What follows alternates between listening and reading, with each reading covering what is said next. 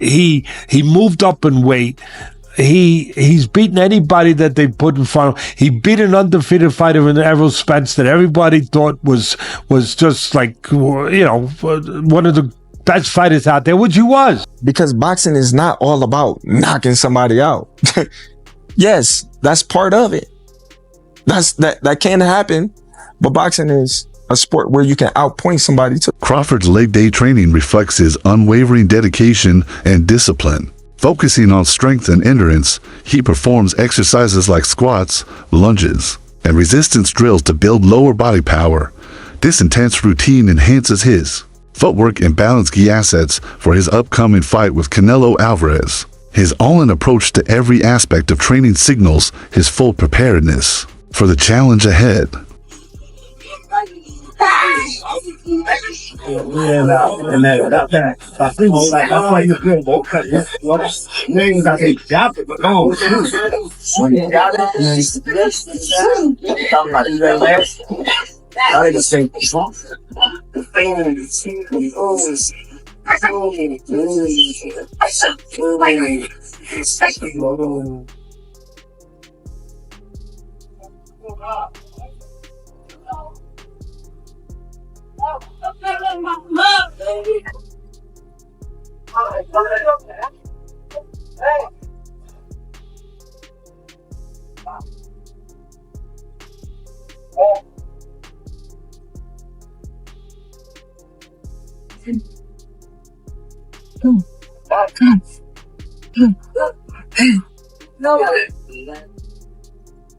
The boxing world is eagerly anticipating the showdown between Terence Crawford and Canelo Alvarez. With contrasting styles and a wealth of experience on both sides, this bout promises to be a thrilling contest one that could redefine the careers of both fighters.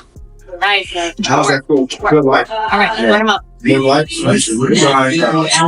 5, 6, 7,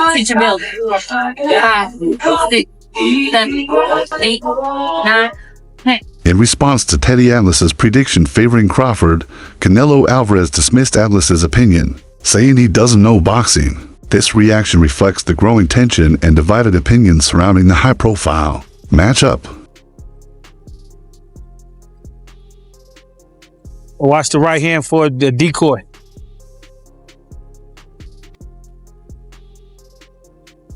Y'all know chess? Nice. Nice.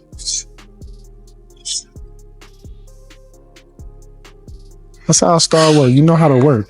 You know how to get the most out of everything. Good job, champ. Atlas further underscores Crawford's seamless stance switching and superior ring intelligence, which allow him to control distance and tempo. He believes Crawford's speed, defense, and tactical awareness could effectively neutralize Canelo's power and counterpunching threat.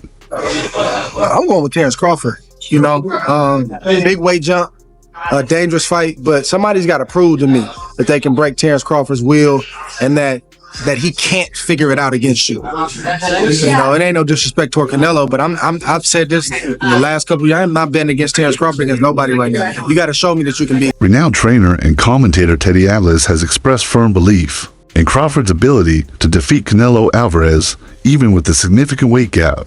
Atlas emphasizes Crawford's technical excellence, mental resilience, and strategic adaptability as key ingredients for a possible upset. You know, Canelo's a stronger guy, the bigger guy, but in the fight with a guy that moves around, and if Crawford uses his skills and his legs and his technique and just his ability, I think he can win. He can win the fight in decision, as long as he doesn't get hit with those big shots from Canelo. Super middleweight contender David Benavidez believes Crawford's elite skill set and strong work ethic could lead to an upset over Canelo Alvarez. Despite Crawford moving up to weight divisions, Benavidez emphasizes his boxing IQ and adaptability. He states, if anybody can beat Canelo, it's Crawford, highlighting Crawford's potential to overcome size disadvantage through superior technique and strategy. I fought them both. Like, what are the differences between them? Canelo's strong and is easily hit. Very easily hit, very easily. Compared to when I fought against Crawford, I couldn't even hit. Clean. They both hit hard because, and you could see the strength when I was fighting against Crawford. He is very strong as well. So, look, yeah, but why does he need to give that much away? He's pound for pound #1 in the world. Why does he have to go for fighting Canelo? Dmitry Bivol, one of the few fighters to defeat Canelo Alvarez, believes Crawford has the tools to pose a serious challenge. Bivol points to Crawford's speed, movement, and reflexes as significant advantages, while acknowledging the difficulty of jumping to weight classes. Bivol sees Crawford as a complete fighter capable of adapting to the demands of the super middleweight division. Where do you think he could go? Canelo said he don't. He's like Canelo, man. Canelo got to get off that shit. And I think the best versus the best. You don't think the size difference is gonna play a factor again? I mean, that's y'all opinion. Yeah. That's everybody else's opinion. But my opinion is different. I think that Bud could do anything that he want to do. I think that with Charlo, it was just a different story. I think Bud got the skills that can keep him at that high level with Canelo, where the size won't play a part. And I seen, honestly, like, Canelo is a great fighter. I don't take nothing away from him. I see a lot of holes. After moving up to 154 pounds, Terence Crawford captured the WBO interim super welterweight title, while some observers noted a decrease in his knockout power. Compared to his performances at 147 pounds, his technical mastery and adaptability remain clear. His ability to adjust under pressure and maintain composure makes him a formidable force in the super welterweight division, reinforcing his potential at higher weight classes. And after really the Triple G fight is when we've seen the slippage on Canelo. And over the last 2 years, it's been immediately apparent. It's been apparent straight away over the last 2 years. Canelo's feet have always been slow. He's always been very slow-footed. So when people are saying, oh, it looks like his legs are slowing down, yeah, they are. They've never been quick, but now they're even slower, which is a problem. And Jim Lampley on commentary on Friday night show was saying that one of Canelo's biggest strengths is his legs. It generates power and it helps with his punch resistance. Well, those legs are sliding and that power is diminishing. Canelo hasn't had a stoppage win now since he knocked out Caleb Plant in 2021. And yeah, he's dropped some of these guys, not been able to go through the gears. His gas tank, you can put that into question as well. And Canelo Alvarez, come July, 35 years old. So he is, look, Canelo's been around so long and his real prime was in his mid-20s. So we associate Canelo, mid-20s to early 30s. So we kind of associate Canelo with that. I don't want to say ever young, but you know, he is still young, just not in boxing senses. But he's been around so long, 20 years a pro, and he's been at world levels for probably 15 of those. You're going to expect some slippage. And I think in this fight, an opponent, it was very negative, yes, but an opponent who Canelo Alvarez of 5 years ago would have handled. Terence Crawford has long asserted that boxing is more than just knockouts, it's about skill, strategy, and intelligence in the ring. He tailors his tactics to each opponent, exploiting their weaknesses. Against Canelo Alvarez, Crawford's ability to outthink and outmaneuver may prove crucial, rather than relying on sheer power. Crawford focuses on precision, timing, and adaptability qualities that can help him neutralize Canelo's raw strength. And it left us with the question, how much does Canelo actually have left in his pro career? The fight was finished, and then they brought Terence Crawford in the ring to announce that mega fight in September, and that leaves me with even more questions, and thank God they did that, because actually it gives us a few interesting talking points from this. Enough left. Well, you could argue Canelo got it tactically wrong tonight, because I just don't understand why he didn't use his jab more. I understand that he was conserving energy, he was patient, he was taking it slow. He doesn't lead off with the jab much anymore, Canelo. But really, the jab helps you bring your feet closer and bring them into range. So I don't understand why he wasn't jabbing more. He can't use that much extra energy for him to not be able to use his lead hand just a bit more in that fight. So that was a bit concerning. And you could maybe argue that he knows Crawford's ringside. He knows the fight is done for September. He maybe doesn't want to show him too much, or he wants to give him maybe false confidence or false hope. I don't think that's the case. I think you get rid of Skull if you can, and I'm just not sure Canelo is able to do it anymore at that level. Definitely good enough to beat a guy like Skull. Skull was clearly terrified of the power, but, you know, what does this mean for a fight like Crawford? Well, the first thing I noticed was, in the face-off, and I'm sure Crawford was wearing quite thick-soled trainers, as he quite often does, but the size difference didn't look that bad. It really didn't. Like, I thought there was way more of a size difference between them, but actually, Canelo, yes, will weigh more on the night, almost questionably, but Crawford's taking the whole year to work his way up to 168, having been at 154 in his last fight. that's like 14 pounds, which is 7 kilos difference of weighing on the night. Now, Canelo would probably be like 10, 15 pounds heavier than him, but at the end of the day, what Skull was able to do in there tonight. Once known for his aggressive style, Canelo Alvarez threw just 150 to punches in his recent fight, prompting concerns about his agility and urgency. Critics noted a decline in his dominance, suggesting that age and accumulated ring wear could be affecting his performance, with a high-stakes bout against Terence Crawford on the horizon. Questions linger about Canelo's ability to maintain his elite status. Look up the definition of boxing. Please, please, look up the definition of boxing. The martial arts of boxing, and then come back with your opinion. Because boxing is not all about knocking somebody out. Yes, that's part of it.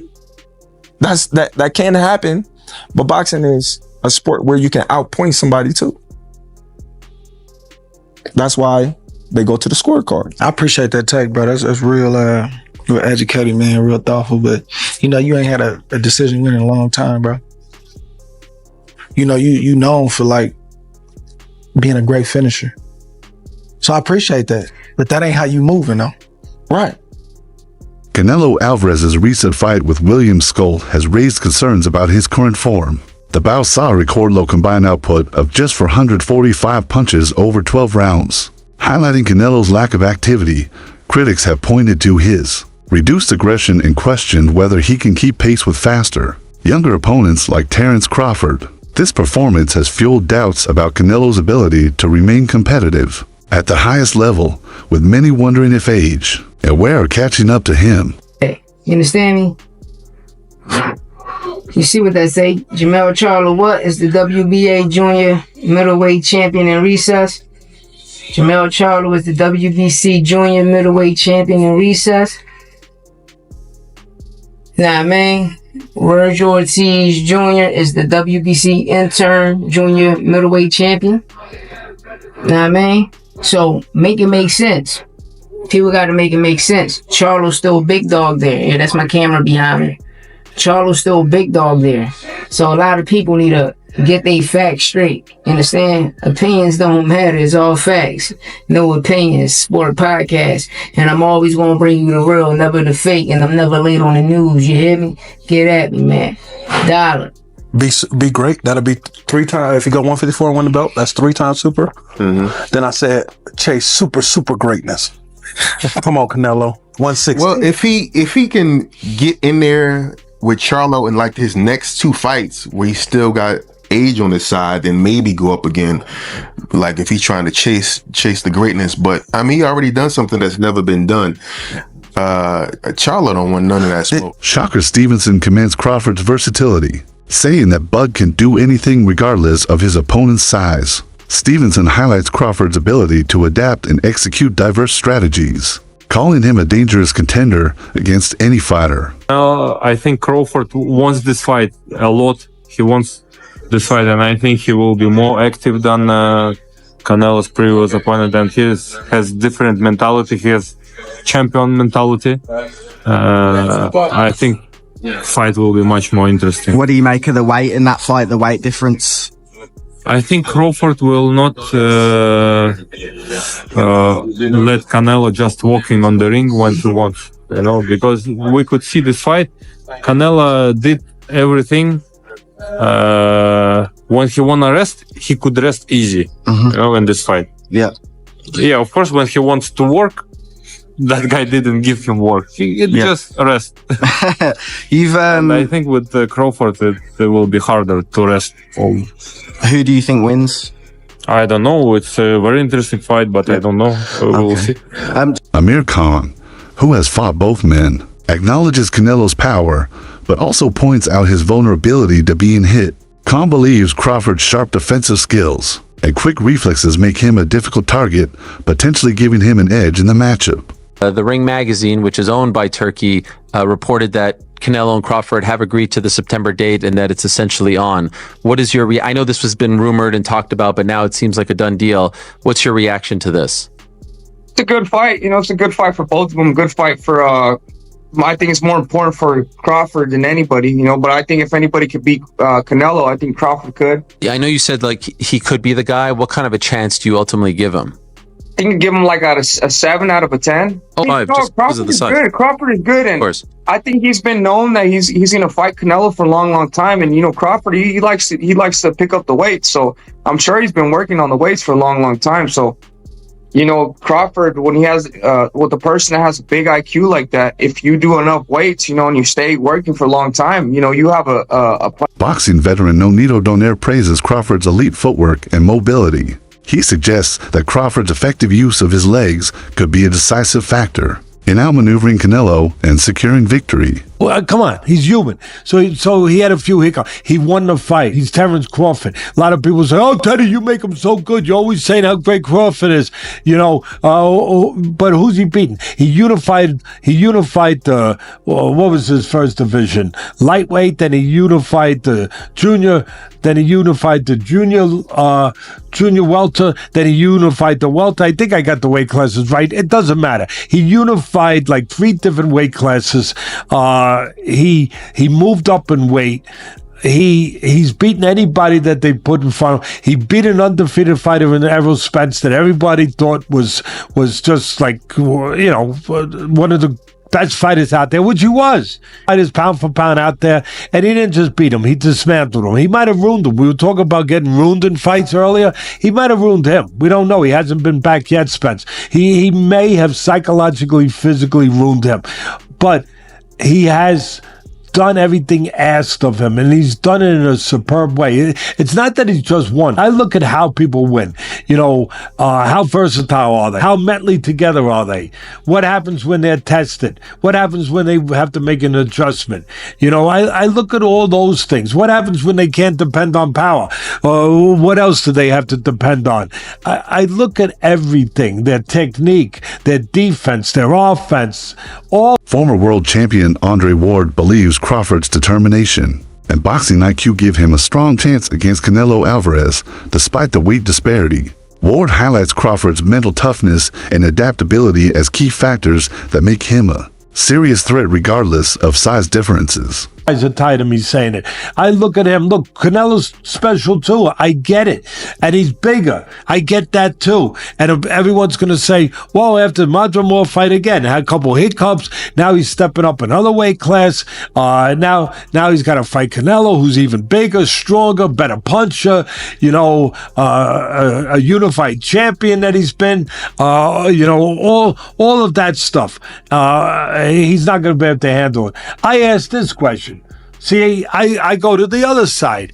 I say, okay, yeah, can Canelo handle the smaller guy who's going to be faster, who's going to be slicker, who's going to be better defensively, who's going to have better legs, you know, who's going to be able sometimes Canelo at this point in his career can slow down a little bit. They're both getting older. In his sparring sessions leading up to the bout with Canelo Alvarez, Terence Crawford showcases his exceptional jab against partners simulating Canelo's style. Crawford uses the jab to control distance, disrupt rhythm, and set up combinations. His ability to switch stances adds an extra layer of unpredictability, keeping opponents off balance. This tactical use of the jab is central to his strategy to neutralize Canelo's power and dictate the pace of the fight. It's finally happening, y'all. We have Terence Bud Crawford going up against Canelo Alvarez on September 12th, and this is what boxing fans have been waiting for. Terence Bud Crawford has some of the best hands I have ever seen. But this man right here with this red beard got some of the most powerful punches that boxing has ever seen. This is going to be a fight that we all have been waiting for. These are the bouts that make UFC, because in the UFC, the best fight the best, but in boxing, that seldom happens. Like why haven't we had Shakur Stevenson versus Tank Davis yet? This is sometimes boxing, for whatever reason, decides not to give us the fights that we actually want to see. But finally, thanks to some Saudi money, clearly, we are going to get one of the biggest boxing events of the last 10 years. All right. This is like Manny versus Floyd, but at the prime of their careers. I'm excited for this. Y'all let us know who you think is going to win. Is it Terence Bud Crawford or Canelo Alvarez?